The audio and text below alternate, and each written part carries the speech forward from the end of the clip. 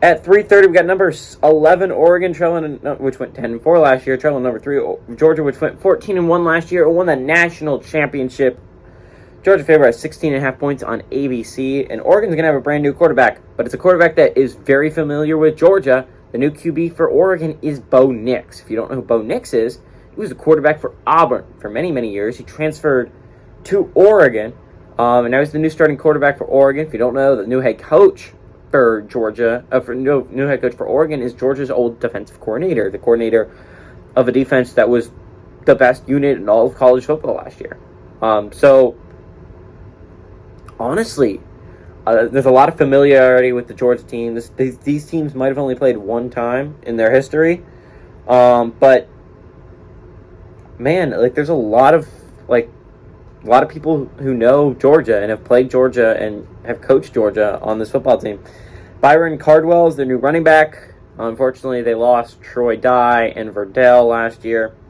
Those were the top two running backs from last year. Cardwell, though, has looked pretty good. He had 61 carries for 417 yards last year and 3 touchdowns. Troy Franklin's their leading receiving threat, which is great. Had 18 catches for 209 yards and 2 touchdowns. Georgia, on the other hand, returns their quarterback from last year that won a national championship in Stetson Bennett. Stetson Bennett is not the most explosive threat on offense, but he is a very good game manager, very much a Jake Fromm type in Athens, Georgia. He went 185 at 287 last year, threw for 2,862 yards and 29 touchdowns to 7 interceptions. Kenny McIntosh is going to be the new running back for Georgia. They lose Zamir White and James Cook of their old offense. And Kenny McIntosh, the number 3 running back, he's going to have to step in and be big this first game because this is going to be a tough one. 58 carries for 328 yards and 3 touchdowns is his stats. And Brock Bowers, they bring back. He had 56 catches for 882 yards last year and 13 touchdowns.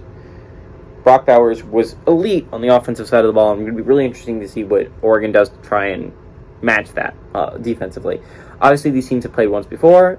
Georgia won it in 1977, 27-16 in Athens. They won that game by 11 points. They're favored by 16.5 here. I think what's going to be really interesting is they lost a lot of talent last offseason. Georgia did.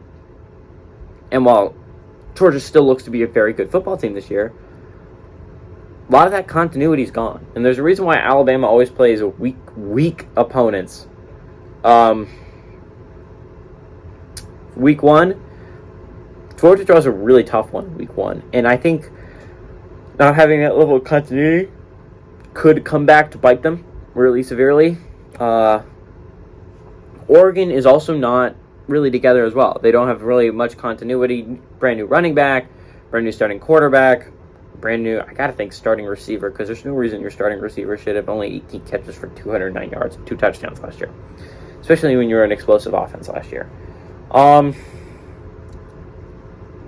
I think this game is close, and as a new Florida fan, I would really love Georgia to lose this football game because I hate Georgia. Boo dogs, they suck. Boo. But Georgia probably wins this one if I'm going to be honest. I think it's going to be a close game though because I think Oregon's a really good team this year. And remember what happened to Ohio State last year. Don't sleep on Oregon. They're a tough team to play, even at home. So yeah, I think Oregon comes in, they keep it close, but I think Georgia wins this one at home.